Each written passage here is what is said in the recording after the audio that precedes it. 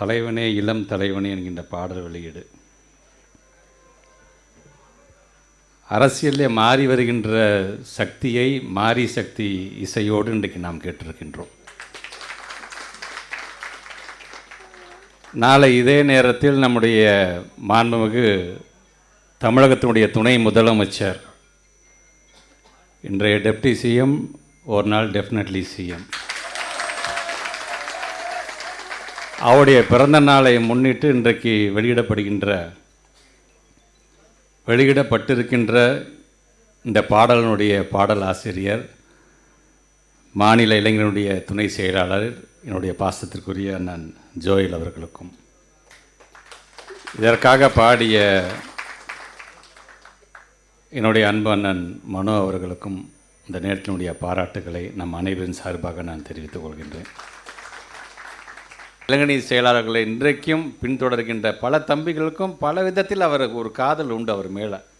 அவர் நீங்கள் பார்த்துருப்பீங்க, எங்கேயுமே சிடுசுன்னு இருக்க மாட்டார். அந்த சிரிச்ச ஒரு குழந்தை முகமாக இருக்கும். ஆனால் கொள்கை என்று வரும்போது எந்த அளவுக்கு தன்னுடைய தாத்தா மாதிரி அந்த பிடிப்போடு இருக்கக்கூடிய பல நேரம் நம்ம பார்த்துருக்கோம். நம்ம இந்தியா முழுவதும் அவரை சில விஷயங்களுக்கு நீ மன்னிப்பு கேட்கணும்னு சொல்ல வரைக்கும் நான் மன்னிப்பு கேட்க முடியாது, நான் கலைஞரோட பேரன் போயிட்டே இருந்திருக்கார் அவர் பாட்டு.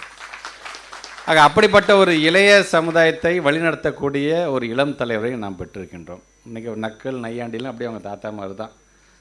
அமைச்சராக இருந்து இப்போ துணை முதலமைச்சராக இருந்திருக்கீங்க. இந்த ஜேர்னி எப்படி இருக்குது? என்ன ஜேர்னி? இதே ரூட்டில் தான் அப்பப்போ போயிட்டு வந்துட்டுருக்கேன் அப்படிங்கிறார் அவர். இந்த டிஷர்ட் போட்டுகிட்டே இருக்கீங்களே, எதிர்கட்சிக்கா சார்ந்தவங்களே அதை பற்றி சொல்லிக்கிட்டே இருக்காங்க. நானாச்சும் டிஷர்ட் போட்டிருக்கேன், கூவத்தூரில் அது கூட இல்லாமல் அவங்க போட்ட ஆட்டத்தை மறந்துருக்குங்க. ஸோ இந்த மாதிரி ரொம்ப கேஷுவலாக இன்றைக்கு இளைய சமுதாயத்துக்கு நம்மளோட நண்பர் போல் நம்ம இன்றைக்கி அவர் போய் பார்க்குறோம், குறிஞ்சியில் அவரை பார்க்குறோம், பல நேரம் பார்க்குறோம், ஒரு தலைவர் மாதிரியாக நம்ம பார்க்குறோம். நம்மளை அண்ணனை பார்க்குறோம், நம்முடைய தம்பிகளை பார்க்குறோம். அவர் எங்கே போனாலும் சரி, இந்த இளைஞனி தம்பி எங்கப்பா, இளைஞனி அமைப்பாளர் எங்கப்பா, துணை அமைப்பாளர் எங்கப்பா, இளைஞனி நிர்வாகிகள் எங்கப்பான்னு தான் கேட்குறாரு. இன்றைக்கு நமக்கான சேலஞ்சஸ் பல விதத்திலேருந்து இருக்கின்றது. ஒன்றிய அரசாங்கத்தில் இருக்கின்றது, இங்கே இருக்கிறது, பல புகார்கள், பல விமர்சனங்கள். நம்ம கட்சியில் நம்ம என்ன பண்ணாலும் இவனுக்கு என்ன வேலை, இவனுக்கு எங்கே வலிக்குது, நம்மளை எட்டி பார்த்துக்கிட்டே இருக்கிறது தான் அவனோட வேலை. வேறு வழி இல்லை, அவனுக்கு என்ன சொல்கிறதுன்னு தெரியல. ஏன்னா அவன் என்ன விமர்சனம் செய்தாலும் சரி, நம்ம இளைஞணி செயலாளரை பொறுத்த வரைக்கும் அந்த விமர்சனம் என்பதை பொறுத்த வரைக்கும் அவர் எப்படி பார்க்கிறார் என்று சொன்னால், விழுகின்ற கற்கள் விழுந்த இடத்திலே மூழ்கி போக தன்னோட பாட்டுக்கு நடந்துக்கிட்டே இருந்துச்சான் நதி அப்படின்னு சொல்கிற மாதிரி, நம்ம மேலே என்ன கல் போட்டால் அந்த மூழ்கி அங்கே தான் கிடக்கு. ஐயோ கல் விழுந்துச்சா அந்த நதி நிற்கிறது இல்லை, நின்றுச்சுன்னா ஸ்டாக்னேட் ஆகிடுச்சுன்னா அது எப்படிப்பட்ட தண்ணீராக மாறிவிடும் தெரியும். நீ என்ன வேணால் விமர்சனம் போன, எனக்காக காத்து கொண்டிருக்கின்ற பல இளைஞர் சமுதாயம் இருந்து கொண்டிருக்கின்றது, அதை நோக்கி என்னுடைய பயணம் சென்று கொண்டிருக்கணும், அதன் மூலமாக அவன் பயன்பெறட்டும் என்று விமர்சனை நமக்காக உள்வாங்கி கொண்டிருக்கின்றவர் நம்முடைய இளைஞனுடைய செயலாளர். அதை மறந்துடக்கூடாது. நீங்கள் பார்க்குற சமூக வலைதளத்தில் எப்படிப்பட்ட விமர்சனங்கள்லாம் வருகின்றது. பாராட்டு ஒரு பக்கம் இருந்தாலும் சம்பந்தமெல்லாம் நம்மளை தேடி அவன் திட்டுறான். எதுக்குன்னே தெரியல. நம்ம என்ன அப்படி தப்பு செஞ்சோம், அப்படி என்ன பாவம் செஞ்சிட்டோம்? சமத்துவம் சொன்னது பாவமா? சகோதரத்துவம் சொன்னது பாவமா? சமூக நீதினு கொண்டு வரமே இது பாவம்? எல்லோருக்கும் எல்லாம் என்று சொல்லிக்கிறோமே.